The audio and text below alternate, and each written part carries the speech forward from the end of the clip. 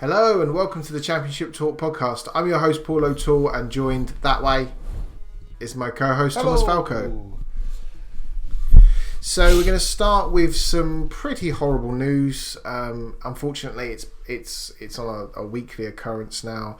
That's Yannick Bolasie and Danjuma, the Middlesbrough and Bournemouth players, both suffered vile racist social media abuse. It's frustrating that these keyboard warriors think the anonymity of a social media account means that you can abuse people and get away with it. And I just think it's got to the point now where we're getting numb to the fact that this is every single week. Now, I think it's good that it's being pointed out every single week. However, the sad thing is in fact it's still happening to players, and I think we're at that tipping point now where everyone will say publicly that it's unacceptable, but actually some hard barriers need to be put in place to make it so that people aren't doing this stuff. Yeah, and we had the discussion a couple of weeks ago. As you say, every week we have a discussion about this, don't we? And it's ridiculous. It's 2021. I mean, it's sick. It is appalling. I know there's been talk of actions from social media providers to see if they can come up with actions against this, and they've said that they can't really stop people creating accounts as such, but there's got to be something, hasn't there? Because as you say, the people who are hurling this abhorrent and just horrible wrong level of vitriol towards anyone based on anything, whether it be race, gender, religion, anything, it's just something needs to be done, and needs to be done quickly, because it's just abhorrent. There's no other word for it. It's just ridiculous. It's still happening. We made our thoughts known, and I am 100% behind all social media accounts need to have some form of verification process. It would stop two things. It would stop age appropriate content going to people that are age appropriate, because as we know, a lot of these social media accounts, there are people, young kids, that are using these social media accounts that are under the age limits of these social media accounts. So it'll stop that anyway, but also it will take away the anonymity of people. It would allow social media companies to be able to identify these people and hand their details straight to the police, and it would shine a massive light on the cockroach infested cesspool that is social media, and it would shine a bright light in that space, and the racists, the people that think it's okay to do this, will go scuttling like cockroaches out of that light.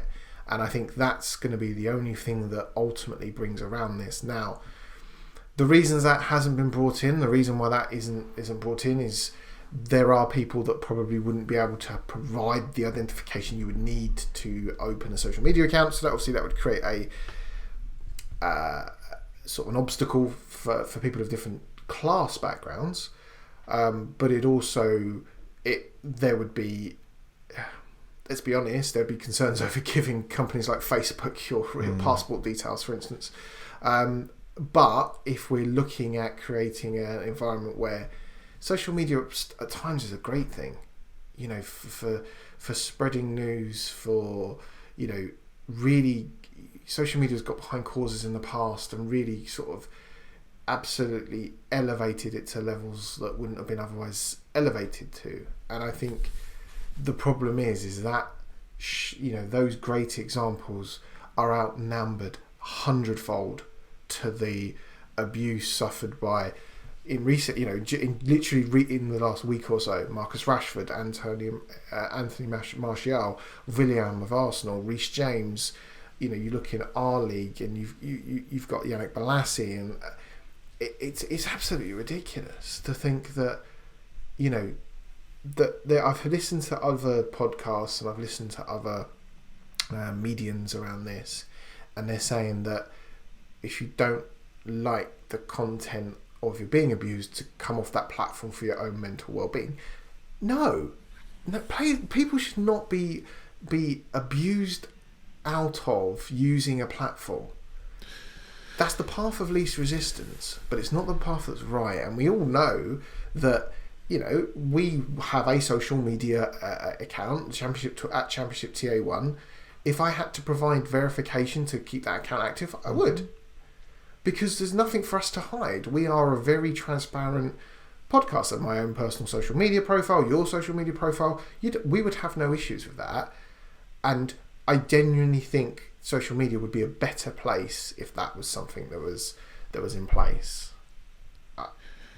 I mean, there's a whole host of factors. You were talking about the verification, and you look at the other evils that are going on in the world, as if talking about racism, like that is like there's tons of things, isn't there? You get child exploitation as well, so that would come in good for that as well. That's a whole different that's a whole different debate for. I work in a financial profession, and money muling is now one of the biggest. Rising crime, and younger people are being lured into effectively committing money laundering unwittingly. However, they are committing a criminal offence, and it is social media that's orchestrating that. And there would be barriers in place to stop that happening. Or certainly, you know, you couldn't. There may be instances, however, you'd be able to trace back conversations, and you'd be able to trace back who said what, how they said what, and ultimately, you know, the authorities could be involved. Yeah, I think you've articulated our opinions very well there, Paul. I'll be totally honest with you. You haven't said anything that I would necessarily disagree with. I just think I was surprised by what you said, and I know you're just that isn't you personally, but what you've said about if you can't handle it, come off the social media for your own mental well-being. Surely that's them promoting that is normal types of behaviour rather than actually doing something to prevent that from happening in the first place. I heard that on a couple of podcasts. And I just don't agree with that. I think, you know, I don't think you should be scared out of a platform. No, definitely 100%. And I think that's, you know, I think that's wrong, and I just think that's the easy way of combating this, because ultimately what will be left in these social media platforms is the cockroaches. You know, the people that think this type of behaviour is okay, and you know, it's just not, because social media can be a great place to kind of initiate discussion, and a great place to argue with people. You know, we argue all the time. I've replaced the word argue with healthily and heartily debate. I don't want to say argue as such. I think, yeah, and I debate, is probably a polite way of putting it. But there's nothing wrong with having a different opinion to someone. What is wrong is abusing them. And I think that's the problem, is people don't seem to be able to make that difference. And I also think that sometimes a lot of what is said is being said to garner a reaction. And I think that that's also wrong, because that shows some sociopathic tendencies that are very quite worrying if you are going into a conversation to initiate or inflame a response for a reaction. You know, there's a lot of things that you probably need to look at. However, this could be stopped, and it could be stopped very easy. But the problem would be, and it ultimately comes down to what a lot of what we end these discussions with, is it would hurt the bottom line of the social media companies, because they would lose a considerable amount of their user base, and that ultimately is what these companies are trying to do. You know, they're trying to make money. Yeah. As I said, we have covered this in a previous podcast, haven't we? And our views will never change on this. It is wrong, and something needs to be done. Simple as that. I want to kind of move. I want to shift gears a little bit to football. Believe it or not, we do talk about that sometimes. And I'll go to Rotherham, and they've had another outbreak of COVID-19, and they're potentially looking at they could be forced to postpone the third consecutive championship fixture due to 3 positive COVID tests amongst players and staff. They've had last week's Brentford game that was postponed. Tuesday's home game to Luton was postponed, and they're looking at potentially. It was postponed on Friday. They're potentially looking at another fixture that's coming up, and I think it's Coventry. Yes, it is Coventry. To see whether that fixture's also going to go ahead. Now, obviously, the one thing that we highlighted when we last talked is the fact that Rotherham are already 3 games behind the team. Well, look at the team above them, Birmingham. Yeah. They're already 3 games behind Birmingham. This would put them 4 games behind. They're going to have the end to the nightmare end to the season, aren't they? They are. My views on this are going to be a little bit controversial. It's nothing against Rotherham, but I think the thing that's overlooked when it comes to this is the impact that has on the teams who well, I know obviously they've got 4 games to postpone and the other teams have only got 1, but it's also putting them out of their stride as well, like the teams they're playing. So I don't know how many games the league can afford to let any team. I'm not sort of singling out Rotherham, but if we got to a situation where a team were 10 games behind, for example, that nobody wants to happen, but when realistically could they start to catch up a larger amount of games, and the impact that has on the league as a sort of whole? I don't know what you think about that. It's not Rotherham's fault. It wouldn't be any team's fault, obviously, if this happens, because it can happen to anyone in any walk of life, couldn't it, at the moment? It's just when you're looking at bigger groups of teams and they train together, and obviously they would travel together and all the things will be in place. But yeah, how far could the league afford to let Rotherham get behind until they start looking and going, right, okay, you've got a 2-week window to catch up 6 games, because then you're putting players' fitness and health at risk, surely, by doing that. I know they're professional athletes, but the more you play, the more susceptible you'll probably be to picking up injuries. And it's long-term injuries, so we say about, as you say, being paid. It's the potential to pick up a long-term injury that some of these players will maybe out of contract in the summer, pick up an injury. You potentially could have the next season ruined where you're sitting not being paid. And I know that's also, these players have got to think of their health, their bodies. And I'm not just going to say this because he now plays for Nottingham Forest, obviously, but we look at the situation with Lyle Taylor last year for Charlton, amongst a few others as well, who he was the most high-profile one who didn't want to play because he didn't want to jeopardise his chances, and that was because of the build-up of fixtures and the sheer amount of games in a short space of time. So it is a very, hopefully Rotherham don't sort of have. We don't want any team to have to suffer repercussions for sort of something that is beyond their control as such. But it'd be interesting to see how far the EFL would allow any team to get behind before they start looking at what alternatives could be. I also, and this is going to sound really harsh, and Rotherham, I'm not going in 2-footed or anything. This is you are the team that keeps happening to. Now, this could happen to any club. However, lightning is striking more than twice. I would, if this was any kind of, in most organisations that are open now, have got really strict, stringent health and safety precautions in place. I would imagine the EFL are going to look at this in quite good detail to make sure what Rotherham are doing to stop these outbreaks occurring, because it's happened to them. And again, it's very important for us to stress that we are not insinuating anything, but COVID is very easily easily transmissible. So obviously every step could be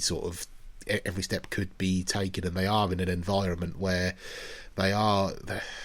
Yeah, I mean, obviously training. Contact happens. Of you course. Can't not contact. Football, no matter how much referees try and make sure it's not, but football is a contact sport, isn't it? So obviously, again, very important just to stress that we are not insinuating in any way, shape or form that Rotherham are doing and not doing and not following the strict rules and procedures to keep themselves safe as sort of well as others. But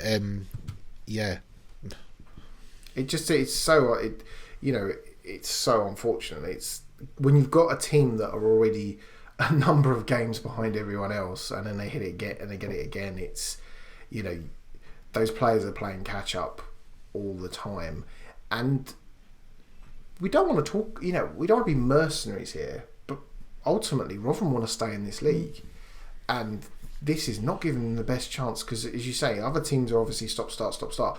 More so for Rotherham. Because obviously, while this is happening, they can't train. Of course, yeah. It doesn't help their that as well. And preparations you at could all. argue as well the mental side of it, because they would actually know.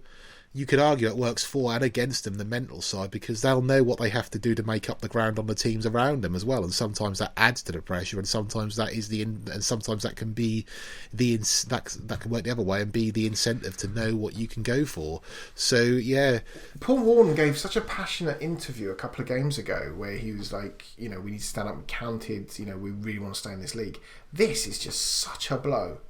Oh yeah, and they wouldn't want that to, and they wouldn't want any of this to happen. They don't want to postpone games. They want to finish at the same time as everybody else and be able to play games at the same volume and the same spaced out time as other teams around them as well, because that gives them the best opportunity of staying up, doesn't it? So yeah, it's just very, very unfortunate. And we're faced with that conundrum of football. Obviously, absolutely is inconsequential when it comes to people's health and people's health, and you kind of look at it and think Rotherham are a team with upward momentum, and it's just come at the wrong time.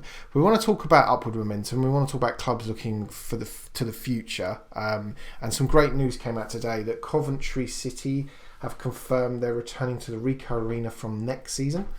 They've signed a 10-year contract to play their home games in Coventry at the Ricoh Arena, which is obviously, if Coventry stay in the Championship, to have fans back in stadium, Coventry City playing at home, that's amazing. It is, yes, and they'll be ground sharing with, is it Wasps? I'm not up on my rugby, rugby union or rugby league, so yeah. And they have a 7-year break clause in that as well, because they're aiming to move to a new purpose-built stadium for themselves at within the grounds of the University of Warwick. So obviously watch this space, because they aim to have their own ground. But it's fantastic they can return to somewhere where they used to call home. Obviously there have been issues there before. They've been playing at the St Andrews Trillion Trophy Stadium, haven't they? Ground sharing with Birmingham. A few seasons before that they were playing their home games in Northampton, sharing 6 fields. It'd be good for Coventry to actually put their roots back down, and even though they know it's only going to be for 7, maybe 10 years maximum, at least they have their own ground within their own community where they can get. Well, obviously at the moment, as we said off air, it's not really affected the fans not being able to see the games at the minute, unfortunately, because of the lockdown. But when the fans are allowed back in the stadium, they can get their fans back from their local area again, and they can have a place where they can call their own, and it's absolutely brilliant. And as you say, positive news, not just for Coventry but for the Championship, and I think football fans in general, really, because I don't think you have to be a Coventry fan to feel for their plight and pull and hope that Coventry can pull through. When you look at how low they've gone down from their heyday of the Premier League, even when we were talking about them last week, when they were at Highfield Road, and the good old days of just keeping up and then building up mid-table momentum, they've fell a long way since them days, haven't they? And it does hurt. It does hurt football fans. The thought of having them in the Championship next season with a full stadium, because they are a well supported club, they're a big team, and I think that for younger fans of football, they won't see Coventry as a big team. We do, because we remember them being members of the Premier League when we're talking in the 90s, so we sound so old, but we do remember them being an absolutely huge club. They're a well supported club, and absolutely they should be playing football in Coventry, not all the way across in Birmingham.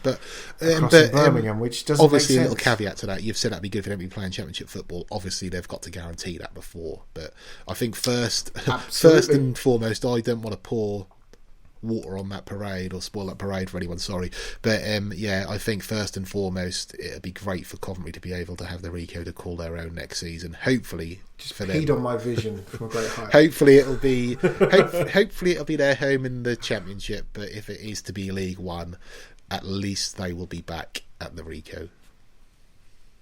Absolutely. So I hope you've enjoyed today's podcast. We wanted to end on that positive news of Coventry. As always, if you think there's anything we've missed, do leave us a comment down below. Hit us a like if you want to support us. Thank you all for that have watched the kind of the mini series, the history of. We do promise we'll be getting more out there. We do have a couple of busy weeks ahead. Some of us more than others, but we will get them. We will add to that mini series, and we'll probably do a weekly session, maybe sort of towards the end of the season, or if not in the summer. So thank you all for listening. As always, check out the main podcast on the main podcast streaming service, where we're going to go through the games and we're going to preview the weekend's fixtures that's coming up. So thank you all for watching, and goodbye. Goodbye.